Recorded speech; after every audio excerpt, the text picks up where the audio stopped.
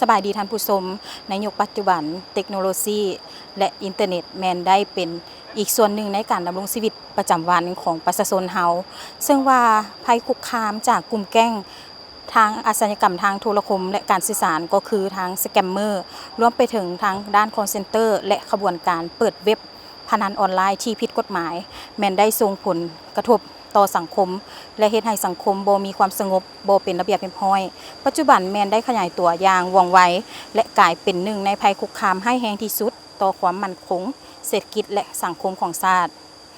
ซึ่งพวกเขาได้ใช้วิธีการต่างๆเนาะด้วยหลายรูปแบบในการเช่าหรือใช้สถานที่เป็นต้นแมนอพาร์ตเมนต์โรงแรม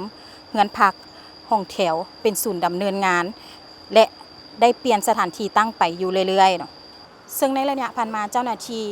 ได้มีการลงแก้ไขกลุ่มแก๊งดังกล่าวในหลายพื้นที่และในนั้นในวันที่13พฤษภาคม2026ที่ผ่านมาเจ้าหน้าที่ได้ลงแก้ไขกลุ่มแก๊งดังกล่าวอยู่ที่นครไกรสอนพรหมวิหารแขวงสวรรณเขตสามารถกักผู้ถูกหาสัญชาติไทยได้จำนวน102คนหญิง42คนปัจจุบันมาถึงวันที่22พฤษภาคม2026แมนทางการลาวแมนได้ส่งตัวผู้ถูกหาให้แก่ทางการไทยเพื่อดำเนินคดีตามระเบียบกฎหมายต่อไปซึ่งว่ารายละเอียดจะเป็นอย่างไรไปติดตามพร้อมกันภายหลังที่เจ้าหน้าที่สาธารณรัฐประชาธิปไตยประชาชนลาวได้ลงมากลุ่มแก๊งส่อกงทรัพย์ทางโทรคมและการสื่อสารหรืออาชญากรรมทางระบบคอมพิวเตอร์ก็คือกลุ่มแก๊งคอลเซ็นเตอร์สแกมเมอร์และขบวนการเปิดเว็บการพนันออนไลน์อยู่รีสอร์ทโรงแรมและเงินพักในแขวงสวรรณเขตซึ่งในวันที่13พฤษภาคม2026ที่ผ่านมาเจ้าหน้าที่ได้เข้ากวดค้นเคหสถานอยู่3จุดคือ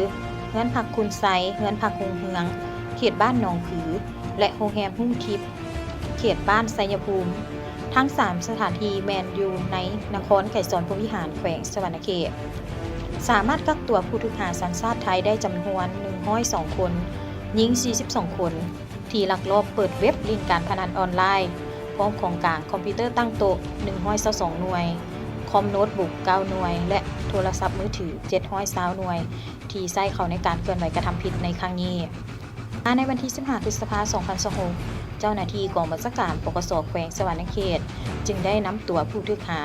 มามอบให้กรมคุ้มครองคนต่างประเทศกรมใหญ่สันติบาลกระทรวงป้องกันความสงบเพื่อดำเนินคดีตามขั้นตอนของกฎหมายโดยปฏิบัติตามระเบียบกฎหมายและกลไกการร่วมมือเวียกงานตำรวจระหว่าง2ประเทศดังนั้นในวันที่22พฤษภาคม2026กรมตำรวจคุ้มครองคนต่างประเทศกรมใหญ่สันติบาลได้สมทบกับกรมพัวพันต่างประเทศห้องว่าการกระทรวงป้องกันความสงบและสถานทูตไทยประจำลาวในการมอบรับตัวผู้ถูกหาสัญชาติไทยจำนวน102คนพร้อมของกลางให้ทางการไทยกลับไปดำเนินคดีตามระเบียบกฎหมายอยู่ราชอาณาจักรไทยพิธีมอบรับได้จัดขึ้นอยู่ที่ด่านสากลขวงมิตรภาพลาวไทย1นครหลวงวิจันทร์หนองคายโอกาสนี้ทั้งสองฝ่ายก็ได้มีการเซ็นบันทึกมอบรับตัวผู้ถูกหาจำนวนดังกล่าวต่างหน้าเซ็นมอบฝ่ายลาวแมนทานพันเอกพรทิพย์พรหมภักดีหัวหน้ากรมคุ้มครองคนต่างประเทศและเซ็นรับฝ่ายไทยโดยทานพันเอกปริญญาเอกกฤษฎากรกินเกษรห้องผู้บังคับการตรวจคนเข้าออกเมือง4ประเทศไทย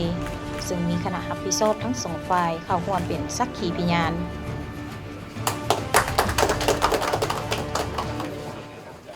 ท่านผู้ชมภายหลังสำเร็จพิธีมอบรับอย่างเป็นทางการอยู่ทางสาธารณรัฐประชาธิปไตยประชาชนลาวหลังจากนั้นเจ้าหน้าที่ก็ได้นำส่งตัวผู้ถูกหาจำนวนทั้งหมด102คนหญิง42คนสัญชาติไทยมาอยู่ที่เบื้องหนองคายเนาะเพื่อนำตัวพวกเกี่ยวมาดำเนินคดีตามระเบียบกฎหมายพร้อมด้วยของกลางที่ยึดได้มอบให้ทางการไทยดำเนินคดีต่อไป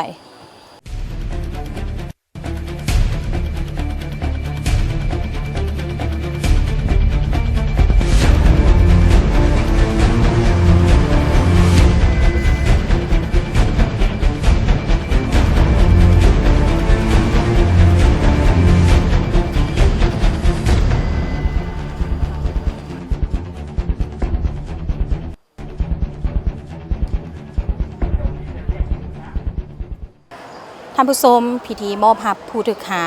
สัญชาติไทยจำนวน102คนหญิง42คนที่มาเคลื่อนไหวกระทำผิด เปิดเว็บลิ่นการพนันออนไลน์อยู่ที่สาธารณรัฐประชาธิปไตยประชาชนลาวให้ทางการไทยแม่นได้สำเร็จไปด้วยดี และนี่ก็คือผลงานแสดงให้เห็นถึงผลงานของเจ้าหน้าที่กระทรวงป้องกันความสงบรวมไปถึงภาคส่วนที่เกี่ยวข้องเนาะที่ได้เอาใจใส่จริงจังในการต้านสกัดกั้นและแก้ไขปัญหาดังกล่าวเพื่อให้ปัญหาดังกล่าวหมดไปจากสังคมเราท่านผู้ชมต่อกับปัญหาดังกล่าวเนาะจึงขอฝากเตือนให้ทุกคนในทั่วสังคมที่ใช้สื่อสังคมออนไลน์จงมีสติเพื่อบ่ให้ตกเป็นเหยื่อของกลุ่มคนดังกล่าวซึ่งมันได้ส่งผลกระทบต่อชีวิตและจิตใจเฮ็ดให้สังคมบ่มีความสงบและบ่เป็นระเบียบเรียบร้อยถ้าหากไผพบเห็นบุคคลหรือกลุ่มคนที่น่าสงสัยแมนให้แจ้งต่อเจ้าหน้าที่อย่างรีบด่วนหรือสามารถโทรสายด่วนได้ที่เบอร์ 1533 ศูนย์ต้านการหลอกลวงทางออนไลน์ฉะนั้นพวกเราทุกคนต้องมีสติในการใช้สื่อสังคมออนไลน์เพื่อบ่ให้ตกเป็นเหยื่อของกลุ่มคนบ่ดี